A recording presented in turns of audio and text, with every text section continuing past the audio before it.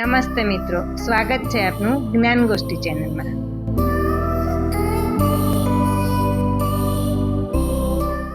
નમસ્તે વાચક મિત્રો. તો ચાલો મળીએ આજે એક નવા પુસ્તકને. આ નવા પુસ્તક વિશે વાત મૂકું એ પહેલા અમારા મહિલા વાચક વર્ગને વિશ્વ મહિલા દિવસના ખૂબ ખૂબ અભિનંદન આપી રહી છું. અને શનિવારે 8 માર્ચે વિશ્વ મહિલા દિવસ ઉજવાય છે તેના વિશે 1 મિનિટ ચર્ચા કરી લઈએ. શા માટે માત્ર એક જ દિવસ ફાળવવામાં આવ્યો છે આ મહિલાઓના નામે? આપણી ભારતીય સંસ્કૃતિમાં ડગલે ને પગલે મહિલાઓનું મહિમા મંડળ થયું છે અને ક્યારેય સ્ત્રીઓને ઓછી આંકવામાં નથી આવી. પરંતુ આજે વિકસિત ગણાતા અમેરિકા, યુરોપના દેશોમાં એક સમયે મહિલાઓનું સ્તર ખૂબ જ નિમ્ન માનવામાં આવતું. તેમને કામના કલાકોમાં પુરુષો કરતાં ઓછી મજૂરી મળતી અને તેમને વોટ આપવાનો પણ અધિકાર નહોતો. જ્યારે આપણો ભારત દેશ આઝાદ થયો ત્યારથી જ આપણી ભારતીય નારી સમાજને તો તે અધિકાર આપોઆપ જ મળી ગયો છે. પરંતુ આવા ઘણા બધા કારણોસર યુરોપ, અમેરિકાની મહિલાઓએ આંદોલન ચલાવ્યું અને નારી ઉત્થાન માટે, નારીના સશક્તિકરણના એક ભાગરૂપે આપણે આજે આ દિવસની ઉજવણી કરીએ છીએ. તો મહિલાઓના માટે એક સરસ મજાનું નજરાણું લઈ આવી છું. અને રખે અન્ય વાચક વર્ગ એવું માનતા કે મહિલાઓનું પુસ્તક હોય, આપણે તેને નહીં સાંભળીએ અથવા તો નહીં વાંચીએ. પરંતુ મહિલાઓના ઉત્થાન માટે પણ સજ્જન અને ગુણીજન વર્ગે જ કામ કર્યું છે. વિશ્વ મહિલા દિવસના અવસરે તમામ સજ્જનો, ગુણીજનો જે મહિલાઓના ઉત્થાન માટે સતત કાર્યરત રહ્યા છે અને આજનો એક એક નર નારીને જાગૃત કરવા અને તેને આગળ વધારવા માટે જે કામ કરે છે, એના માટે સમગ્ર નારી સમાજ તરફથી હું ખૂબ ખૂબ અભિનંદન પાઠવું છું. તો ચાલો આપણે સ્ત્રીઓ માટેના વિષય લઈ અને મહાન મહિલાઓ વિશે વાત કરવાની છે. અહીં આ મહાન મહિલાઓ એ પુસ્તકનું સર્જન કર્યું છે સ્વામી સચ્ચિદાનંદે, જેની પ્રથમ આવૃત્તિ 2012માં બહાર પડેલી, જેની કિંમત ₹90 અને 172 પેજમાં વહેંચાયેલું છે. આ પુસ્તકમાં સ્વામીજીએ પ્રેરણારૂપ જીવન જીવનારા મહિલાઓના જીવન ચરિત્રની ઝાંખી કરાવી છે. વિશ્વમાં પ્રેરણાદાયી કામ કરતી કેટલીય મહિલાઓ છે જેને લોકો ભૂલી ચૂક્યા છે. એવી મહિલાઓ અને તેના કામને યાદ કરવા માટે થઈ આ જીવન ચરિત્રો લખાયા છે. આ પુસ્તકમાંથી પ્રેરણા લઈ કોઈ સ્ત્રી તેના જેવી બને અને તેમના જેવા મહાન કાર્યો કરતી થાય, તેવા હેતુથી આ પુસ્તક લખાયું છે. પુસ્તકની ભૂમિકામાં સ્વામી સચ્ચિદાનંદે પોતાનું ચિંતન આપતા જણાવે છે કે અહીં તેમના વાક્યો કોટ કરું છું. વિશ્વની અડધી જનસંખ્યા મહિલાઓ છે, પણ વિશ્વના મહત્વના ક્ષેત્રો જેમ કે ધાર્મિક, રાજકીય, સામાજિક, આર્થિક, વૈજ્ઞાનિક બધા ક્ષેત્રોમાં મહિલાઓએ અડધોઅડધ ભૂમિકા ભજવી હોય તેવું દેખાતું નથી. આજ સુધી કોઈ મહિલા પોપ શંકરાચાર્યની ગાદી ઉપર કોઈ મહિલા બેઠી નથી. આજ સુધી કોઈ મહિલા વિશ્વ વિજેતા સિકંદર કે નેપોલિયનનું સ્થાન લઈ શકી નથી. આજ સુધી સમુદ્રી સાહસ કરનારા વાસ્કો દી ગામા કે કોલંબસ જેવા સાહસો મહિલાના નામે નોંધાયા નથી.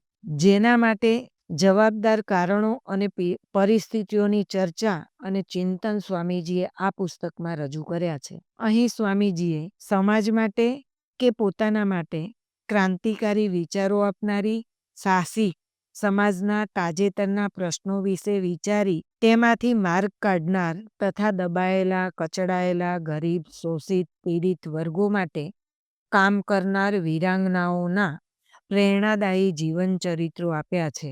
કુલ 16 પ્રકરણમાં આ પુસ્તક વહેંચાયેલું છે. 10 જેટલા સ્ત્રી ચરિત્રો ખાસ કરીને પશ્ચિમના સમાજમાંથી આવે છે. ભારતમાં પણ ઘણી બધી ક્રાંતિકારી વિચારો ધરાવતી મહાન મહિલાઓ હતા જ અને છે જ. તેનો ઉલ્લેખ પણ સ્વામીજીએ તેમના પુસ્તકમાં કર્યો છે. પરંતુ ખાસ પશ્ચિમી સ્ત્રીઓના વિચારો અને તેમના સાહસોથી પરિચય થાય તેના માટેનો આ એક પ્રયત્ન સ્વામીજીએ અહીંયા કર્યો છે. અહીં પ્રથમ પ્રકરણમાં જ સન 1931માં ફ્રાન્સમાં અંગ્રેજો સામે યુદ્ધમાં શહીદ થયેલ વીરાંગના જોન આર્કરની આ કથા છે. સાવ સામાન્ય ખેડૂત કુટુંબમાં જન્મેલી જોન નાનપણમાં ઘેટા બકરા ચરાવવાનું કામ કરતી. માતા ઇઝાબેલાની ધાર્મિક વાર્તાઓથી ઘડાયેલી આ જોન નાનપણમાં જ સંત થવાનું વિચારતી હતી.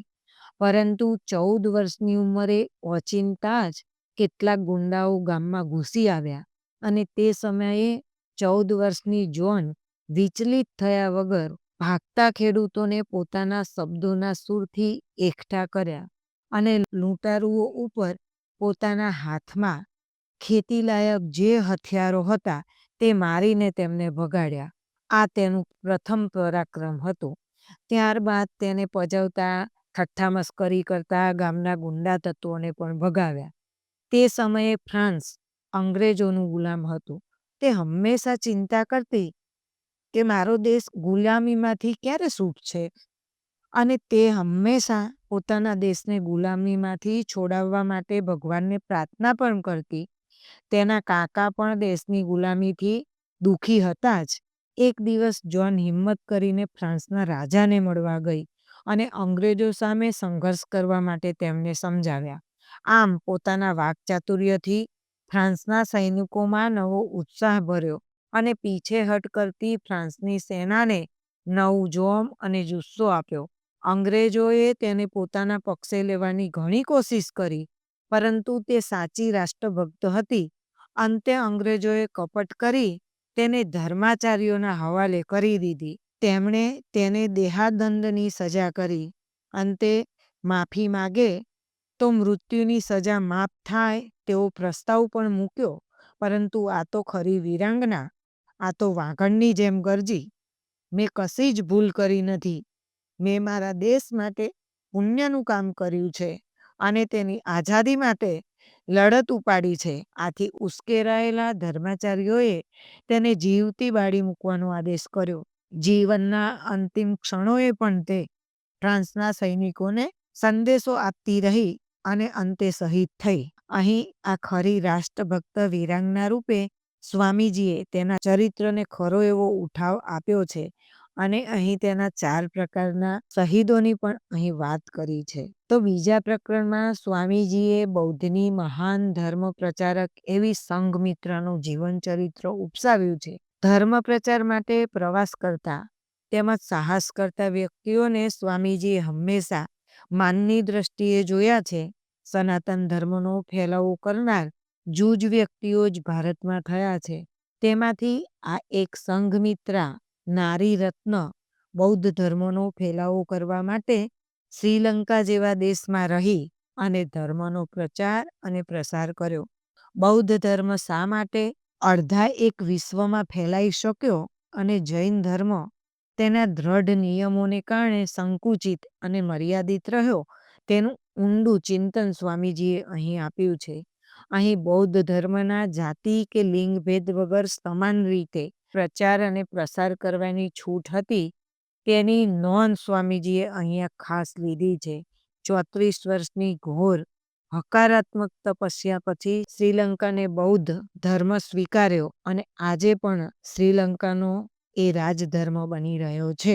આમ ત્રીજા પ્રકરણમાં સ્વામીજીએ ગીતાના આદર્શ પ્રમાણે જીવન જીવતી દક્ષિણમાં ત્રાવણકોરની સફળ રાજકારણી, સમાજ સુધારક, ક્રાંતિકારી વિચારો ધરાવતી 13 વર્ષે રાજ્યની ધુરા સંભાળનાર રાણી ગૌરી પાર્વતીનું ચરિત્ર ઉપસાવ્યું છે. 13 વર્ષની બાળવયે વિધવા થયા હોય તે સમયની વિધવાઓની સ્થિતિ વિશે થોડું ચિંતન આપ્યું છે તથા ટૂંક સમયમાં જ ત્રાવણકોરના રાજ્યની કાયાપલટ કરનાર, ખેડૂતોના પ્રશ્નોને સમજનાર, દહેજ પ્રથા બંધ કરાવનાર, તેમણે ખ્રિસ્તી મિશનરીઓને શૈક્ષણિક પ્રવૃત્તિથી આકર્ષાઈ અને ઉચ્ચ શિક્ષણની વ્યવસ્થા પણ કરાવી આપી.